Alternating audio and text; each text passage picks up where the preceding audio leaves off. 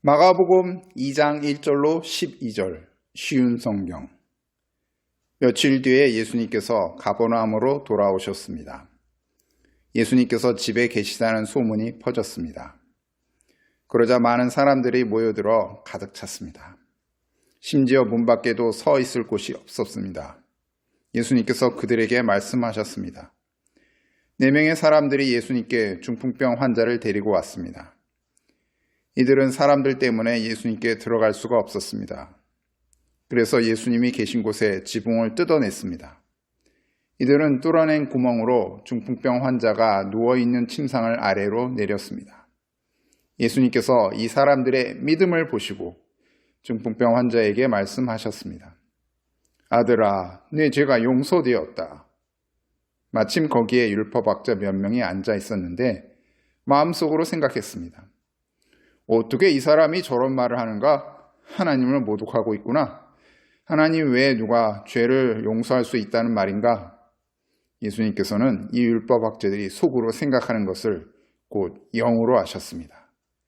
그래서 그들에게 말씀하셨습니다. 어째서 너희가 마음속으로 그런 생각을 하고 있느냐? 이 중풍병 환자에게 네 죄가 용서됐다라고 말하는 것과 일어나서 침상을 가지고 걸어가라 하고 말하는 것 중에 어느 것이 더 쉽겠느냐? 그러나 인자가 세상에서 죄를 용서할 수 있는 권세가 있다는 것을 너에게 보여주려고 그랬다.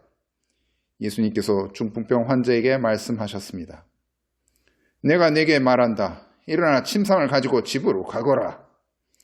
중풍병자는 일어나 침상을 들고 모든 사람이 보는 앞에서 걸어 나갔습니다. 사람들이 놀라서 하나님께 찬송을 드렸으며 우리는 이와 같은 일을 본 적이 없다 라고 말하였습니다.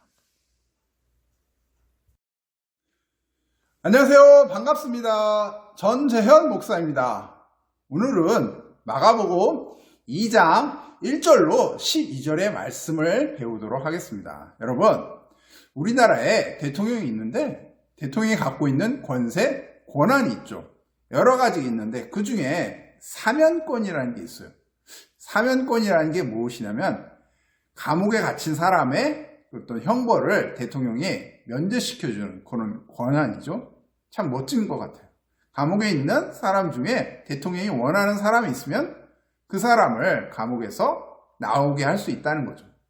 그런데 과거에 우리나라 대통령을 보면은 참 황당하게도 모두 감옥에 갔다 오거나 지금 감옥에 있죠.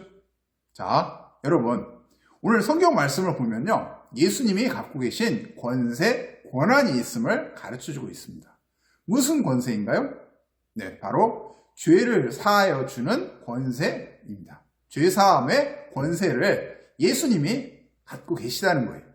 자, 먼저 성경에서 얘기하는 그런 죄에 대해서 우리가 말해 봅시다. 성경에서의 죄는 우리가 살아가는 이 세상의 어떤 죄, 그 이상의 것을 말해요. 그래서 어떤 사람이 이렇게 얘기하죠. 나는 나쁜 짓 안 했어. 나는 죄를 짓지 않았어. 착하게만 살아왔어 라고 말하면서 내가 무슨 죄인이냐 라고 말하는 사람이 있죠. 하지만 성경은 내가 윤리적으로 나쁜 짓을 하지 않았다고 해서 죄 없다라고 말하지는 않습니다. 하나님을 향해서 죄가 있느냐 없느냐 이거를 보고 있죠.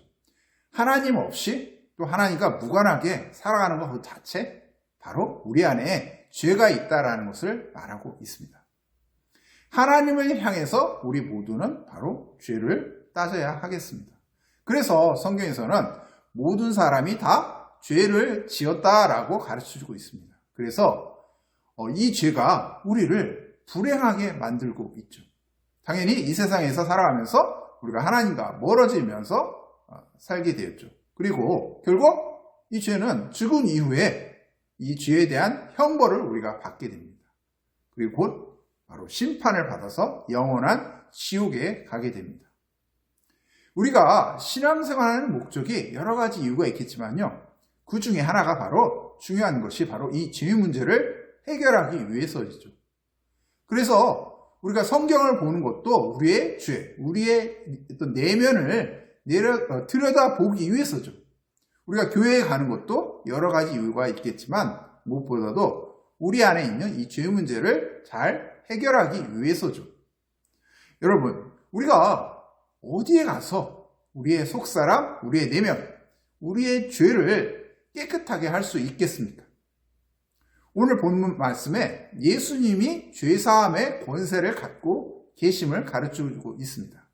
예수님 자신이 우리 사람들의 모든 죄를 사하여 주는 그런 권한이 있음을, 권세가 있음을 말씀하고 있습니다.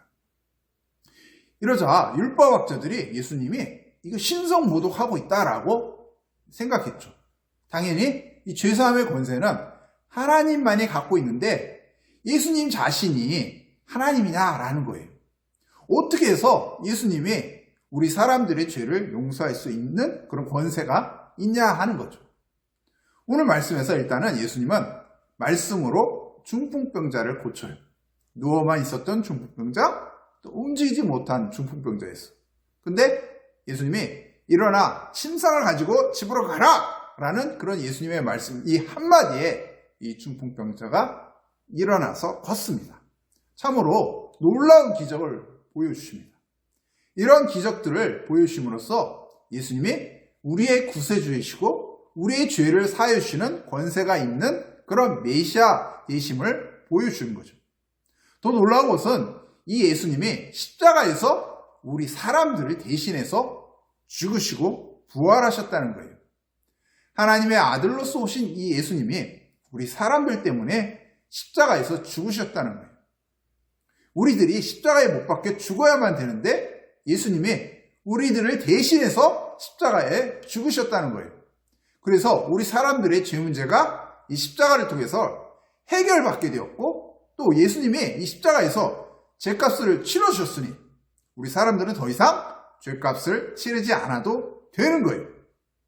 이런 예수님을 우리가 믿음으로 우리가 우리의 죄가 사해지는 겁니다. 오늘 본문 말씀에 4명의 사람들하고 중풍병자가 나와요. 여기 보면은 사람들이 너무 많은 거예요. 그래서 예수님께 제대로 나아갈 수가 없었죠. 여기서 이 4명의 사람들과 중풍병자는 포기하지 않습니다. 꼭 예수님께 나아가야만 한다.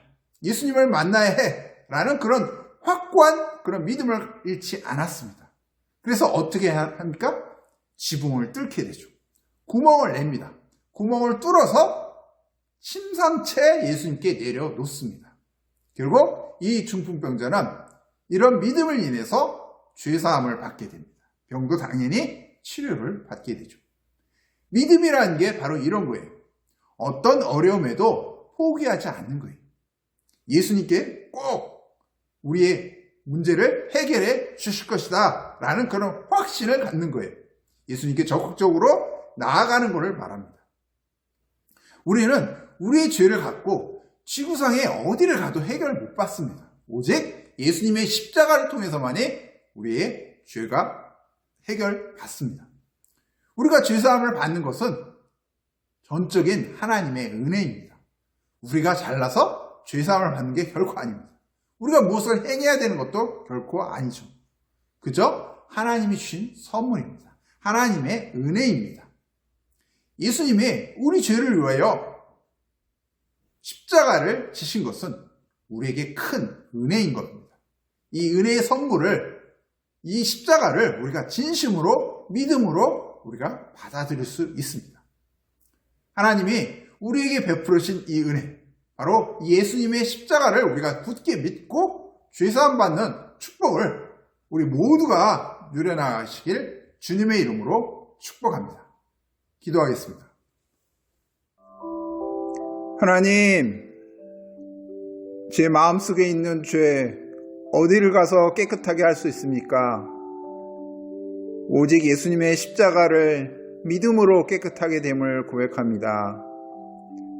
이 예수님을 제가 진심으로 믿고 의지하는 자가 되게 하여 주시옵소서. 예수님의 이름으로 기도합니다. 아멘.